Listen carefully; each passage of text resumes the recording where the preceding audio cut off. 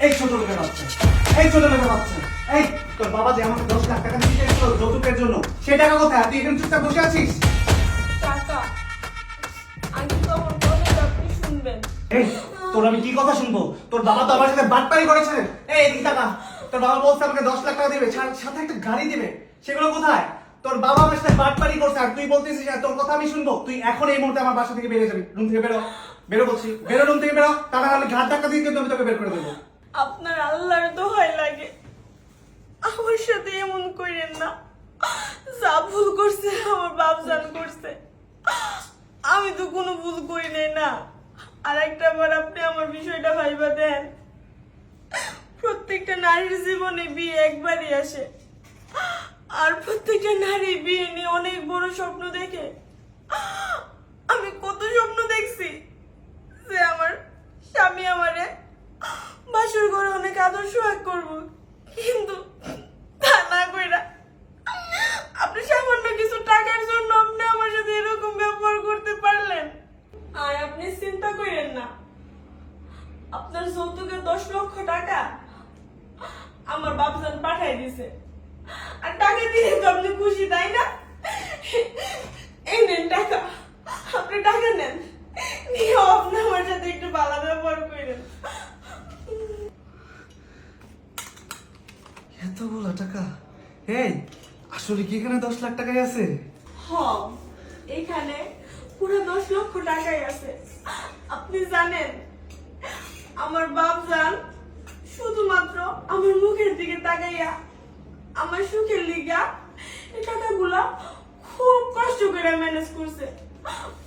আচ্ছা শোনো, এইসব কথা বাদ দাও, যেহেতু তুমি 10 লাখ টাকা মানে দিছো, এগুলা রাইখা দেই, চলো আমরা বাসর ঘরে কার্যক্রম শুরু করি। আসো। খবরদার, আপনি আমার সুই বাড়াইবেন না। আপনার মতন একটা লোক আমার সুইব, সেটা আমার ভাবতে আমার ঘৃণা লাগে। আপনার তো দরকার ছিল টাকা, আর আপনি টাকা পেয়ে গেছেন।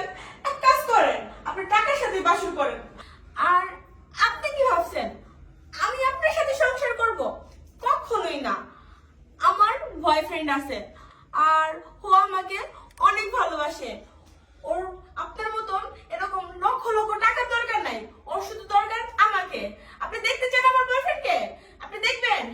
সবুজ, সবুজ তুমি বের হয়ে আসো। সবুজ, এই তোর এত বড় সাহস, তুই আমার বেডরুমে কি করছিস? তুই এখানে ঢোকার সাহস পেলি কোথা থেকে? এই একদম চুপ।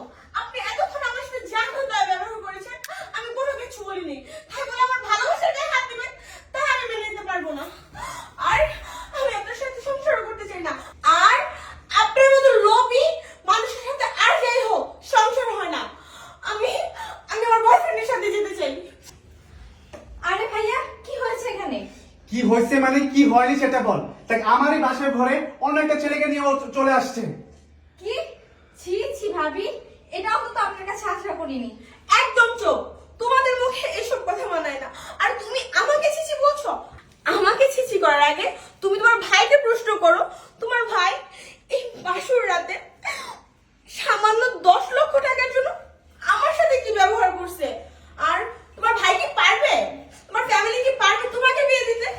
এই শোনো, আমাকে একটা কথা বলো তো, তোমার এই বোনকে বিয়ে দেওয়ার জন্য তুমি কয় লক্ষ টাকা যৌতুক দিবে? আর এই কথাটা কি তুমি একবার ভেবে দেখেছো? আজকে তুমি আমার সাথে যেরকম করলে, সেম কাজটা যদি তোমার বোনের সাথে হয়, তুমি কি তখন মেনে নিতে পারবে? আর সবকিছু বাদ দাও, তোমার মতো নরপশুর সাথে আমি কথা বলতে চাই না।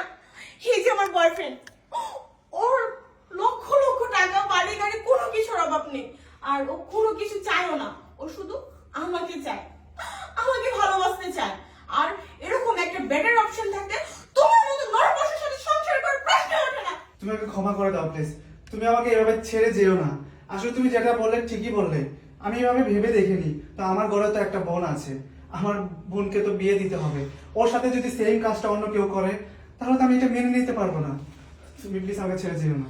চুপ, একদম চুপ। তোমার মুখে এইসব কথা অন্তত মানায় না। আর তুমি কি বলতেছো? তুমি ভুল করছো। একদম না, তুমি যা করছো সেটা অন্যায় করছো, আর অন্যায় কখনো ক্ষমা হয় না। তুমি কত অনায়াসে বলতেছো যে তুমি ভুল করছো। তুমি জানো এই 10 লক্ষ টাকার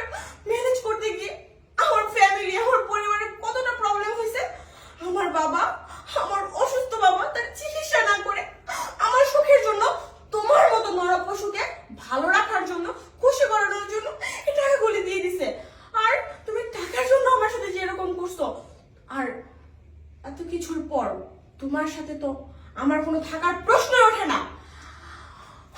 আমি আর কথা বলতে চাই না। সবুজ, তুমি এখন আমাকে এখান থেকে নিয়ে যাও। চলো। বোন, আমি আমার ভুলটা বুঝতে পেরেছি রে। আমি আসলে ওর সাথে অন্যায় করেছি। আমার আসলে এটা ঠিক করা উচিত হয়নি।